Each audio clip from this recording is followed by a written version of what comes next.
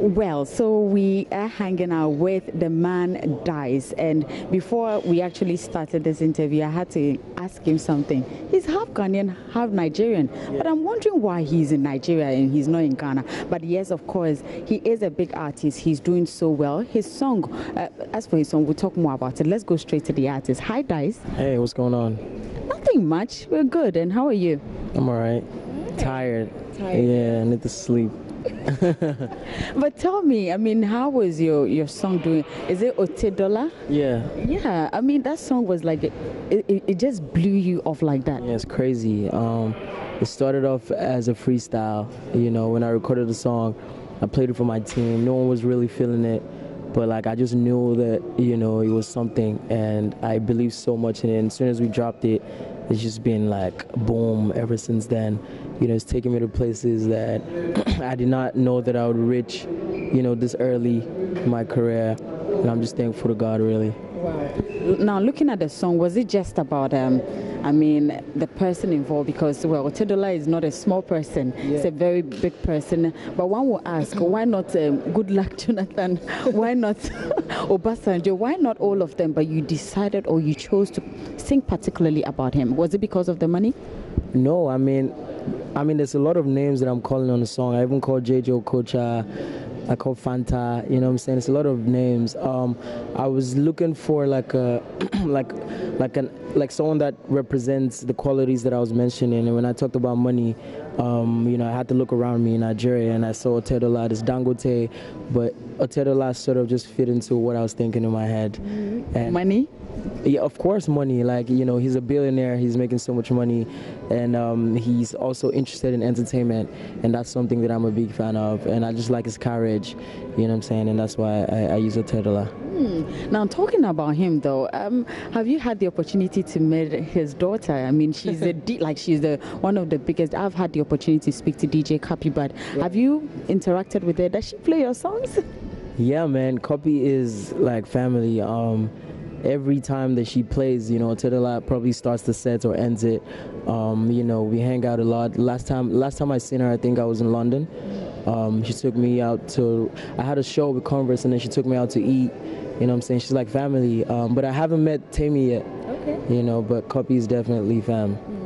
But would you say that your song Otedola is something that has blown you out of like what you even thought could have been of you? No, man, this is definitely not even where I'm going, you know what I'm saying? Like, this is not the height that I plan to reach. This is just the beginning, you know what I'm saying? Like, and Otedola is just like a starting point for me. There's so much more that is going to happen to my career over the years, and like, I can see it already, you know what I'm saying? I'm just working towards it. Now, before we started the interview, I asked if you were Nigerian. I actually want you to say it to me. Are you Nigerian? I'm Nigerian Ghanaian. So which part, like mom, dad, who is Ghanaian, who is Nigerian? My mom is from Volta region in Ghana. Sorry, and my dad is Nigerian. Yeah, do you speak Ewe? A little bit. So if I say F1? A. My God. Oh, wow. But yeah. Why are you not really in Ghana, but like, you chose to be in Nigeria, you should be in Ghana? Yeah, I mean, I don't know, like my parents lived a lot more in Nigeria. I think my mom and her parents moved to Nigeria, and they lived there for a long time, and that's where she met my father, and so they sort of started a life there.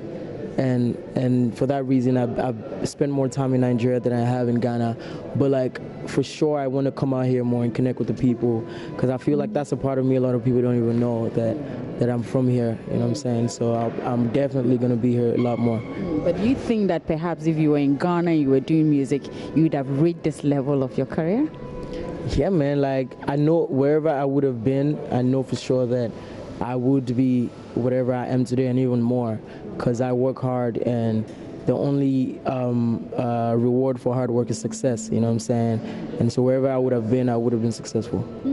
Now, before I let you go, I mean, we had some good news. I mean, you bought yourself some nice Mercedes. You also got yourself some beautiful house. And it looks like people were not expecting, perhaps, you know, when you start music, maybe one would have thought it'd probably be after 3 years, 4 years when you're making, but it came so fast. And people have attributed it probably with fraud or something. What's up with that? I don't do no fraud or anything, man. I'm just thankful to God for every achievement. You know what I'm saying? Whether it's material or non-material. Yeah, man. Did you just end there? Yeah, that's where I ended. Oh my God. So, I mean, of course, congratulations to your music and everything. Do you have anything coming up this year? Yeah, for sure, man. A lot of great music, a lot of collaborations.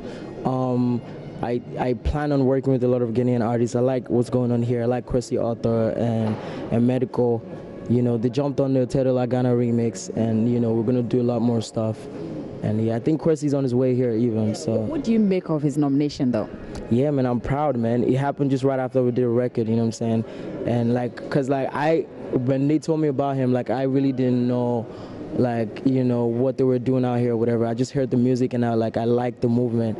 But like now I can tell that, you know, they're young and they're making an impact here in Ghana, just as I am in Nigeria, and I'm just proud of, you know, whatever he's achieving for himself. What's your relationship with the Nigerian artists? I mean, the likes of Wizkid, Patoranking, Davido, and the rest. How's your relationship like with them? Yeah, I mean, they're all like, you know, they've all done it before me. You know what I'm saying? They definitely inspire me.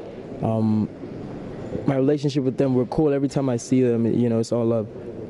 And are you hoping to work with them too in the future as well? Yeah, that would be great. Yeah. Yeah, me and Wiz actually did something when I was in the UK. Me, Wizkid, and Tiny Temper. We jumped on a record and it's fire. Yeah. Tiny Temper is one artist I admire so much.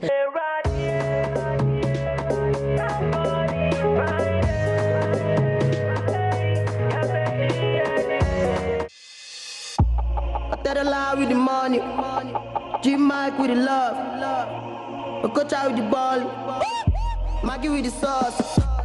That lie with the money, Ronzo Noah with the love, Okocha with the balling, Wajino Moto with the sauce.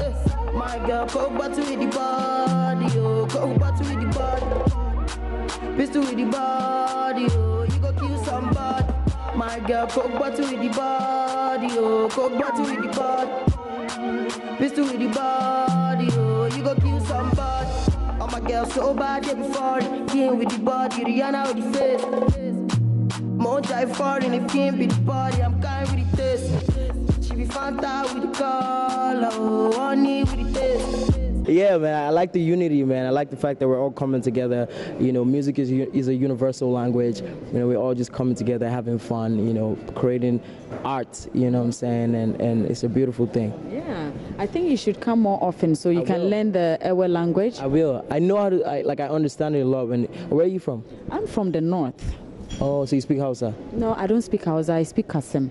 But maybe 1 or 2 words, but I'm not good at that. But you speak Ewe though, right?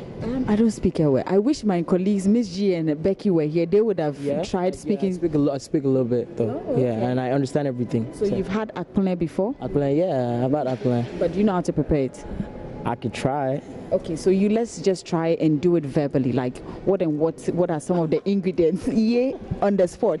Oh man, it's usually like corn, right? It's corn. You just hot water and you just mix it up. Like it's like eba. It's like akple. Okay, and the soup? Soup. What soups do I usually have? There's something my grandma calls ayin batadi. Oh, okay. Yeah, and yeah.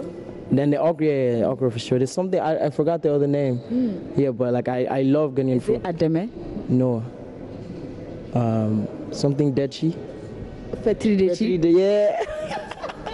Yeah, Fetri dechi. Yeah, that for sure. Oh, okay. So in all of that, then you have your akple. Yeah, man. Oh, wait. Oh, that's sorry, man. I diverted the conversation. I was just talking about other foods, okay. but yeah, our plan is corn, water, and then the soup. At least I think you have it, but I think you should come to Ghana. Come to Ghana. I will. Well, thanks so much for talking to us, and we're looking forward to have you more often. And come work with us. I'm a rapper. Maybe sometime we can do some music. Okay, boom, cat, boom, cat, boom, cat. I see, guys. He's right here. I'm talking to him, and he's. Guys, I know, right? I'm sure when we meet up, we can do more. For sure. Right. Thank you so much for talking. For having me. Appreciate it.